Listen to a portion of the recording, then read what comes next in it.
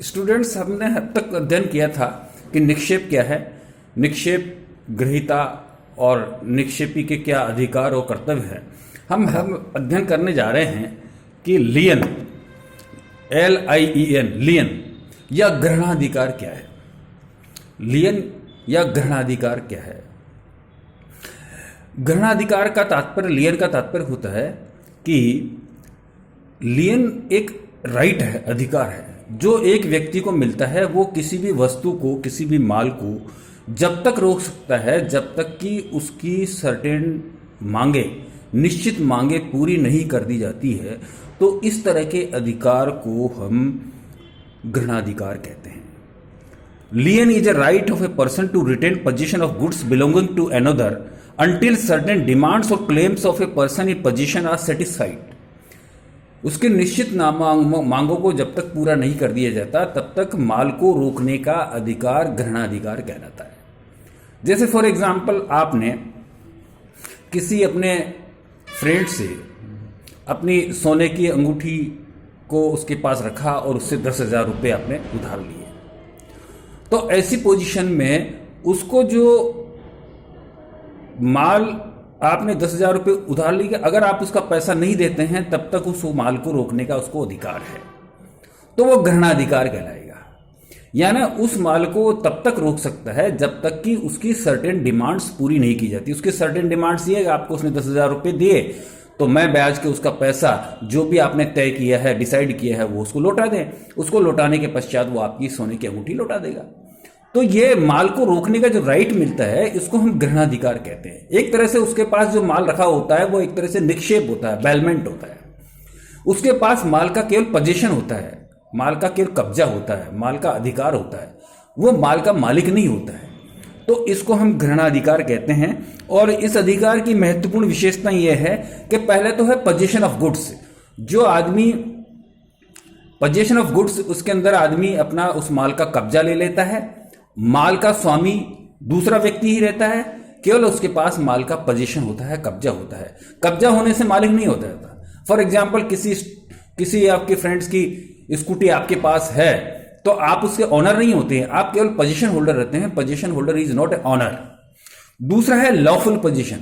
जो भी कब्जा आपने उस माल का किया है वो कानूनी रूप से किया जाता है, यानी उचित सहमति, स्वतंत्र सहमति से, बिना दबाव, उत्पीड़न, अनुचित प्रभाव के वो कब्जा लिया जाता है। उसमें किसी प्रकार का मिसरिप्रेजेंटेशन, किसी प्रकार का कोअर्सन, किसी तरह का फ्रॉड और किसी प्रकार का कोई दबाव नहीं होता है। फिर है कि वो पोजीशन उस पार्टी के पास जिसने ग्रहणाधिकार प्राप्त है, वो पोजीशन कंटिन्यूअस रहता है, वो निरंतर वो पोजीशन उसके पास रहता है। ऐसा नहीं है कि पोजीशन थोड़े टाइम के लिए रहता है, बल्कि उस माल को रोकने का उसको अधिकार बना रहता है। इसके अतिरिक्त उस पोजीशन होल्डर का कुछ क्लेम होता है दूसरे पक्षकार के प्रति। जैसे आपने सोने की अंगूठी उसके पास ग्रहणाधिकार में रोक कर आपने जो है उससे पैसे लिए, तो ऐसी स्थिति के अंदर उस ऑनर का कुछ क्लेम है। उसका क्लेम यह है कि उसका आपसे पैसे लेने हैं। अगर आप उसके 10,000 रुपये नहीं देते तब तक वो आपकी अंगूठी को रोक सकता है।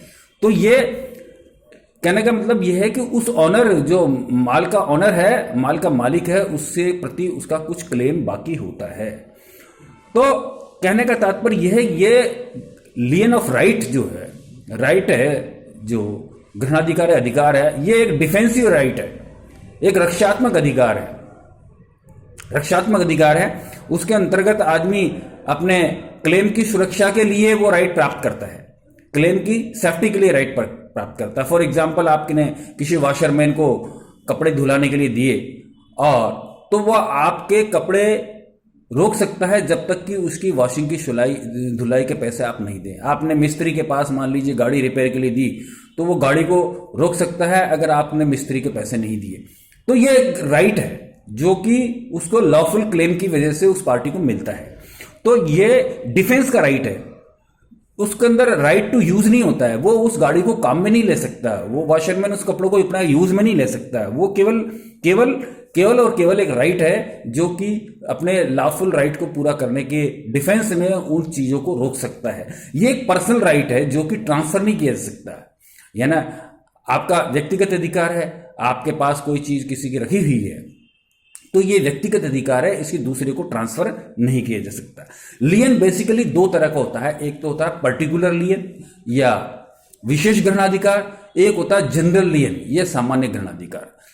पर्टिकुलर लियन होता है कि पर्टिकुलर वस्तु का को ही रोका जा सकता है। जैसे फॉर एग्जाम्पल आपने गाड़ी रिपेयर के लिए मिस्त्री को दी और गाड़ी रिपेयर कर दी मिस्त्री ने, और उसके 5,000 रुपये उसका बिल बना, आप उसका लॉफुल जो 5,000 रुपये अगर पेमेंट नहीं करते हैं तो वो गाड़ी को देने से मना कर सकता है। तो वो गाड़ी को अपने कब्जे में ले सकता है जब until and unless certain demands are fulfilled. और सर्टेन डिमांड्स ये उसकी रेम्यूनरेशन जो भी आपको पे करना चाहिए उसको, तो वो पर्टिकुलर लियन ब्रेक है, उस गाड़ी को ही रोक सकता है, वो ऐसे नहीं है दूसरी संपत्तियों को रोक सकता है आपको।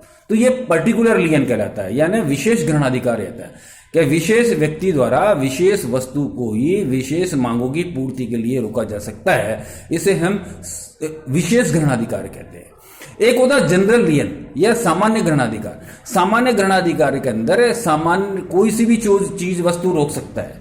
गवर्नमेंट को इस तरह के राइट्स मिलते हैं, जैसे किसी के खिलाफ मुकदमा चल रहा है कोर्ट में, और कोर्ट में उस किसी ने जमानत दी, जमानत मान लीजिए वायलेट होगी, तो इसी स्थिति में कोर्ट उसकी कोई भी वस्तु को रोक सकता है, उसकी गाड़ी को रोक सकता है, उसकी संपत्ति को चल संपत्ति को रोक सकता है, उसके बैंक अकाउंट को रोक सकता है। तो ये एक जनरल लियन होता है, इसको सामान्य ग्रहणाधिकार कहते हैं। इस सामान्य ग्रहणाधिकार का प्रयोग ज्यादातर बैंकर्स करते हैं। सामान्य ग्रहणाधिकार का प्रयोग कोर्ट कर सकता है, न्यायालय भी कर सकता है, सरकार भी कर सकती है। सरकार भी अगर उसकी डिमांड्स पूरी नहीं हुई तो ऐसी स्थिति में उसके जनरल लियन का यूज किया जा सकता है। मान लीजिए टैक्स अथॉरिटीज का पैसा देना है, टैक्स अथॉरिटी का पैसा नहीं दिया तो किसी भी व्यक्ति के बैंक अकाउंट्स, उसकी मूवेबल इमूवेबल एसेट्स को लियन का राइट गवर्नमेंट को ऑटोमेटिकली मिल जाता है। तो कहने का तात्पर्य यह है कि इस दो तरह का लियन होता है, सामान्य ग्रहणाधिकार और विशेष ग्रहणाधिकार। Thank you.